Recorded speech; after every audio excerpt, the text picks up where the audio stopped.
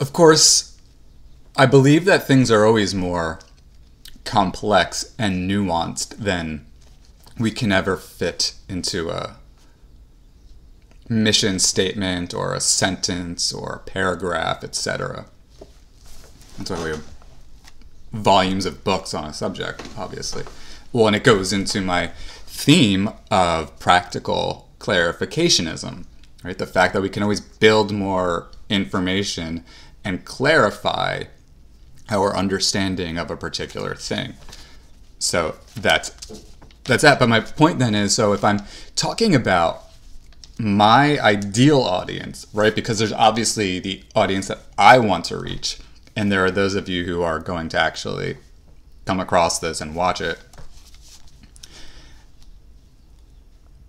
I'm looking to reach those of you who, first of all, are annoyed by any kind of postmodern tendency there is in our society. By that I mean a sort of dogmatic cynicism, defeatist attitudes, nihilism, people who scoff at any kind of attempt at objectivity. And I'm not just talking about the President of the United States, Trump, and his attempts to tell you that what you're seeing and what you're reading is not what's really happening. I think that's almost verbatim what he said almost precisely a year ago now in that infamous rally speech, I think it was. But even if you, I think, come across certain works of art or pieces of literature, you may come across points of view that suggest everything is hyper-relative and nobody can tell you what's right or wrong. I don't know, maybe that's just what I've been exposed to, or maybe I've read Ayn Rand for so many years in my youth that that's just what I'm primed to think about most. But that's one thing that I just, philosophically speaking, I don't buy it. I don't agree with it. And I even think it's potentially kind of dangerous. Like, I was referencing Trump as the prime example of that.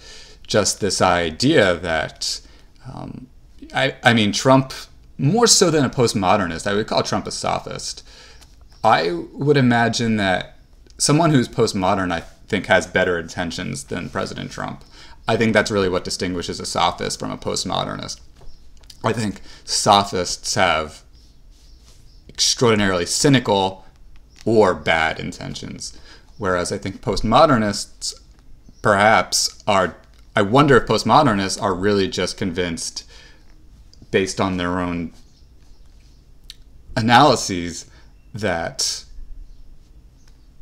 there's nothing they could either take as absolute or nothing they can even take as a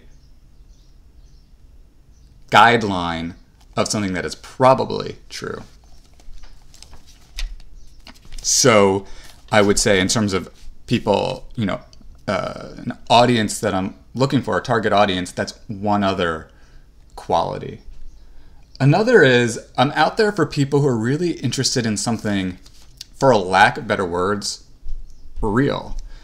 That is to say, and I put a lot of thought into this, I'm not really interested in overproduced video. I'm not interested in putting together a montage of video clips. I'm not interested in fancy titles or watermarks on these videos. I'm not interested in showing off how great I am with my editing skills. All of that I'll leave for other kinds of artists. I'm interested in just talking to you and being real about what's on my mind, philosophically and politically. But I would even say personally, except, and I should write this down, I believe really the degree to which I want to be personal is really just an approach to be real and practical and transparent. By that I mean, for example, I've referenced to you before, and I will reference again, probably my favorite philosopher, Michel de Montaigne, because he has a beautiful fusion of philosophy and personal application to it. That is to say, things don't linger statically, to use an adverb there, in the realm or dimension of exclusive theory, hypotheticals. Because with Montaigne, he talks to you about what he really has observed in his time with people, or what his personal attitudes are with things. And that's all something that I really relate to, because I believe it speaks to the idea of philosophy as something that could actually be practical, as opposed to something that would be instead exclusively academic or scholastic or scholarly or esoteric or whatever other adjective you might have in mind. And that's another thing. So then I'm not just looking at people who want like real conversation, real philosophical and political discourse, but sort of tied to that idea of being real when we talk, applying ourselves as much to these abstract discussions as we would abstract theory, but also, as I view it, people who don't really get caught up in what university you went to, what degrees you do or don't have. I think that's all fine and good if you want to be a neurologist or a surgeon or certain other fields where one would feel uncomfortable being, we don't obviously want a world of uneducated people. So I'm not trying to posit that I'm anti-academic. Hey, I enjoyed my time in academia, and at times I feel sad that I will probably be leaving academia. But I think that I got caught up in mistakenly treating academia as a god or a religion, and not thinking about life more broadly as, the thing to worship and love. And really specifically, I'm quite in love with the internet as a media platform. As opposed to being caught up in just the world of academia, I'm really interested in internet community, utterly fascinated. But the point that I'm trying to get at is, in these conversations I want to have with you, there is no place for snobbery, and there is no place for divisiveness just based on where you received your education or even what level of education you're at. Obviously, if I were to go on saying certain things about Ayn Rand's theory of concepts or Nietzsche's will to power or Schopenhauer's world as will and representation, etc., it would always help to have a sort of supplementary background. I get that. However, this just isn't the kind of approach to life I want to take. I'm just really interested in having a conversation. There are a lot of times where I read a book where I actually have to spend a lot of time looking up definitions.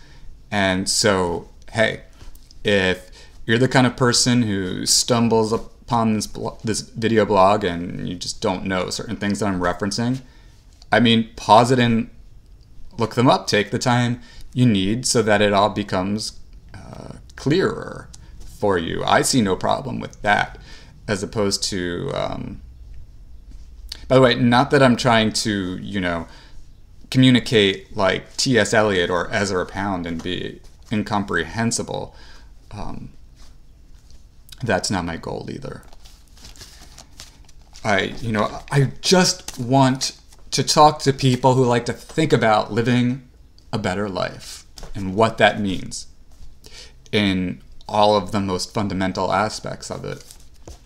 And that's what it comes down to. And I think, you know, I use the tagline, creative and critical thinkers.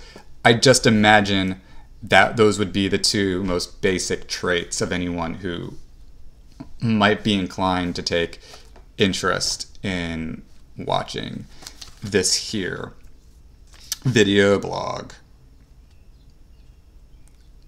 Is there anything else that I absolutely wanted to say?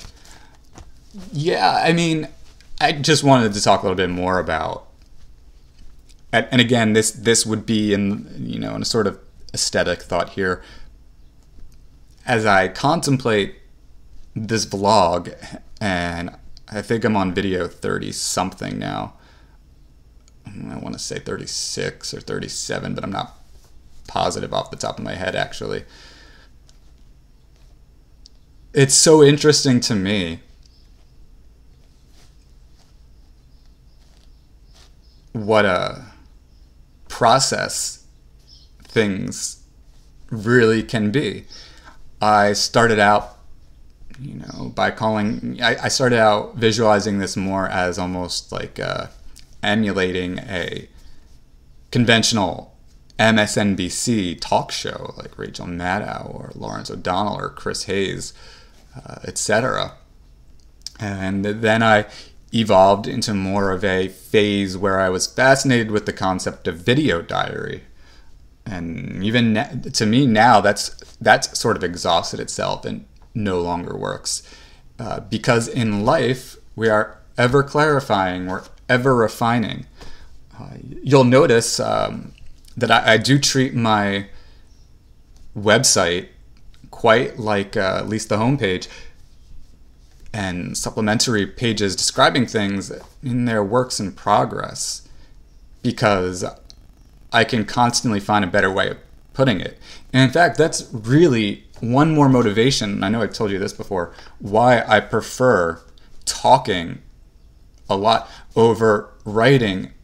I'm such a slow writer because I'm so constantly revising the way I put something that it often feels like I would really never get anything done in a way that I feel confident about if I were resigned only to write.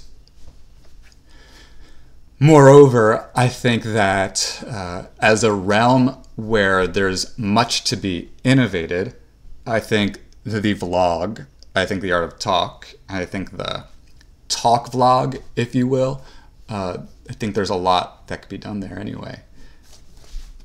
So that's what I've got to say about all that today. You'll be noticing, therefore, if you've been perusing the public comment blog in the last few weeks, and it seems like it's constantly changing, I'm definitely going through a phase, especially in these last several days, of sort of hyper refining how I'm doing things, as I'm doing a lot of research on marketing. I'm doing this, I guess they call it content strategy, where I'm looking at, you know, I'm doing an inventory and audit of all the video blogs that I've produced and writings that I've produced that are on the blog. And I'm really honing in on what I hope the blog looks like in the future and how I'm communicating about it on the off-site content, like my social media. And I'll be soon putting out some emails. And again, you know, I told you I was thinking a lot about target audience and really having a hard time trying to figure out exactly how I would describe someone who would perhaps enjoy this or take some value from it. I think as a closing note on that, by the way, more than anything, I think curiosity. I think that I tend to attract people who are extremely curious about the world and people. And also I think people who have a real generous, deeply generous feeling or sentiment about their fellow people. You know, they're real humanists. I think I attract people who are real humanists as well. And so, yeah, I mean, this is interesting because I'm really sort of philosophizing, sharing with you a sort of philosophizing of my marketing. And so it's interesting to be doing that with you as I innovate how this, as I revise how this all will appear in the future. Anyway, believe me, I could go on. I do like to talk. My mother says I have the gift of gab. Well, if she's right about that, then it makes perfect sense to be talking, doesn't it? Thank you for letting me chat with you this time, and I look forward to chatting with you again very soon. Have a fantastic day. Bye.